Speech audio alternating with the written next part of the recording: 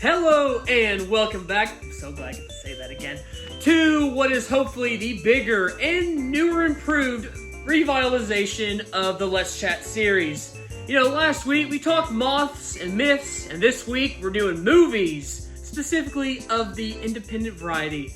And joining me today is a gentleman who has dabbled in that industry. Joining me is Mr. Kenny Scott Guffey! Thank you so much for joining me on this cold, wet night. I really hate following that. That was a lot of energy. But no, I'm glad to be here. I'm really glad to be here and, work. I'm always glad to work with you. I just realized you said you were going to have a hat. I did. I left it at home. We rushed out the door because we had to get my daughter to basketball practice. First one. Like very first or first of the season? Very first one. Oh, She's never played basketball before. Never? I took her to the coach and he asked her, he said, does she know how to do, I think he said a bounce pass or something. And I said, she knows nothing. She's homeschooled, right? She is. It's a public school homeschool hybrid. It's public school, but all the kids are homeschooled, doing it from their laptop, kind of like they did during COVID. I really would have loved that when I was a kid if they'd had that option. It's cool because I get to listen in on her classes and, and I'm like, the other day I learned something. I learned the difference between a myth and a fable. And I was like, or a fairy tale and a fable. That was it. The difference between a fairy tale and a fable. And the difference is a fairy tale involves magic. And I'm like, oh, cool. Never thought about that before, Dude, wait. Fables? Apparently they don't involve magic. Fable. I can't, you can think of fairy tale, just whatever. But I can't think of any fables. Or what would be classified. Fable. Yeah. Yeah. I'm going to have to look some Well, there's Aesop's fables. And I guess none of them really do require magic. Because, there's talking animals, but, right. It's not necessarily magic. Right. That's true. I'm not sure. So, but I feel like I'm learning a lot by listening to her classes, even though she's only in kindergarten. But anyway, so today's big topic here, movies, film, the whole shebang. Because, let's be real, in recent years, Hollywood, of course, they've been dealing with, all the SAG protests and the development of AI and just, corporate greed, modern day wokeness, kind of making what's been coming out is very mediocre at the best, I'm sad to say. I would agree. I mean, I don't think you said anything controversial there. So, even just looking back on this past calendar year, this may come out in 2025, by the way. What do you think? I don't know, how would you describe this past year alone of movies and film? A word I said to you earlier when we were talking about something else, underwhelming. I feel underwhelmed. Underwhelmed. What do you feel? I'm disappointed. Because, admittedly, I didn't set the bar too high. Right. I mean, there were some movies I really wanted to be excited about, and just they didn't take me over that ledge where I wanted to be. I enjoyed Twisters. I'm sure could have been better in some aspects, but I really liked it. The Beetlejuice sequel, I know that kind of divided a lot of people. Yeah. I think more so than the presidential election for some reason. I don't know. But the Beetlejuice sequel, again, underwhelmed a bit. It was good, don't get me wrong, as far as it's 30 years later and you got all these people back and created a story with them. But for instance, there's the character of Beetlejuice's wife. She's introduced, goes nowhere. Oh god, I hated that plot line. I didn't understand it. Yeah. The only reason she was there was because she's dating Tim Burton. I mean, let's be real. Wait, is she? For real? Yes, she's going to be, I'm sure, the new Helena Bonham Carter. She's going to be in everything he's doing. Oh my gosh, sure. it's like the movie Trap by M. Night Shyamalan, how it was I haven't just seen it yet! Well, no, the trailer pretty much tells you the whole story. I know. But then there's the whole thing, it's the movie is about M. Night Shyamalan's daughter being a musician. Because it takes place at, this character's concert, but that's his daughter. But, anywho, we can both, and I'm sure many moviegoers out there can agree, that the Hollywood corporate stuff is getting old. It's nothing original's coming out, like Snow White, Sunny spitting crap ball out of, after crap ball. Oh, Craven, I'm not even going to touch that, but I've heard awful things. Have you watched it? No, but I read a review that said I watched this movie for free and I still want a refund. So. Did you ever watch Madam Web? No, because I heard all about it. Oh, brother, let me tell you, I'm the type that if I go to a movie theater, I don't care how bad it is, I'm going to sit there and give it my attention. I paid to be here, whatever. this was the first ever movie I've ever watched where at the last 20 minutes of the movie, maybe even more, I legit got on my phone while I was with two of my buddies. The only reason I went is because one of them bought me a free ticket. So, then I was on my phone just looking up bad reviews of the movie because it's like I already had so much to complain about. It's like I need to see other people that feel the same way I do. It's the Sony Spider-Man verse where they're just focusing on the villains. You had Venom, which I was a fan of Venom. I liked Venom, and I liked Venom 2. What's it called? Let There Be Carnage. Yeah. I haven't seen the third one yet. I really want to. I've heard mixed stuff on the third one. Yeah, same. I really want to see it because obviously I love the first two. And then I did not see Morbius or Madam Web, and I have not seen Craven.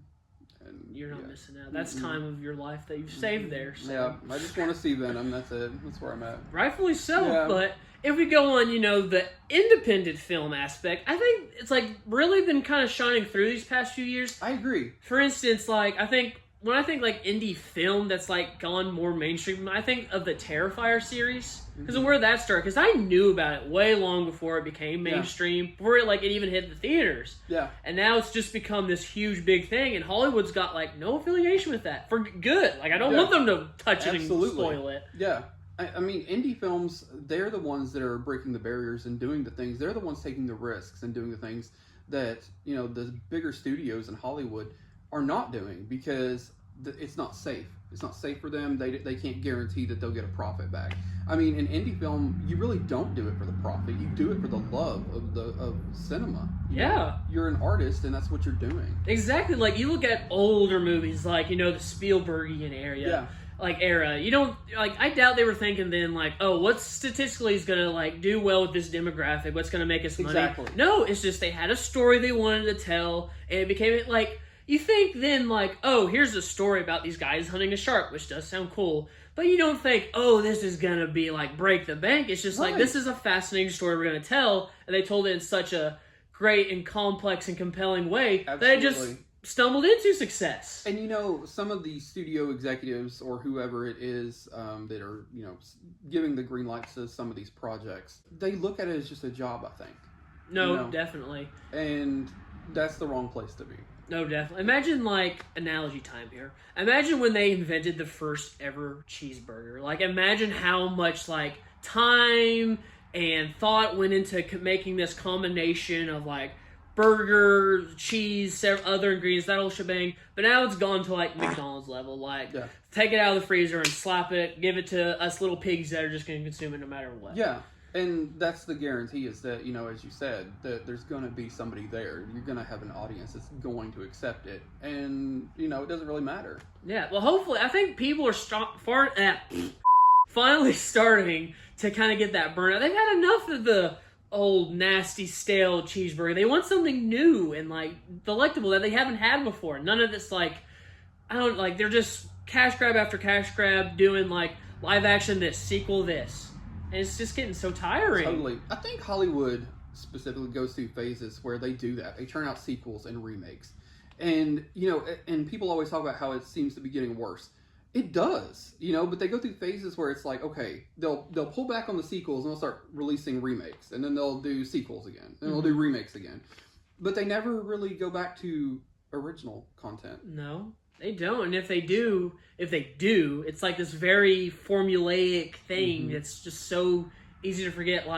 Marvel, Pixar, any Disney property, honestly, hasn't put out a good original banger in so long. And how savvy are you with indie animation at all? On Not YouTube? Really? Not really.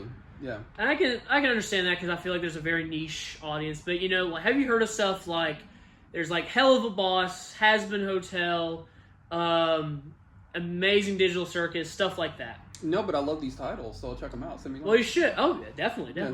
But, okay, so the gist there is, you got your indie animators on YouTube, and I don't know if you're too aware, but, making money on YouTube, and now at least, has become an impossibility. But these people still craft together, really good, are visually compelling story-wise, animation stuff, really good stuff.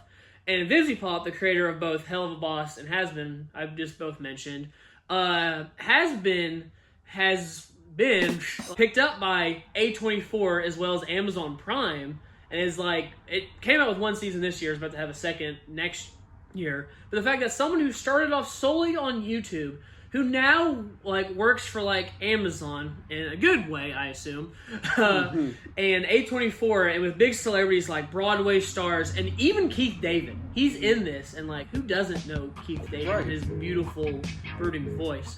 And then The Amazing Digital Circus once again came out, I think 2 years ago, maybe last year, I don't know.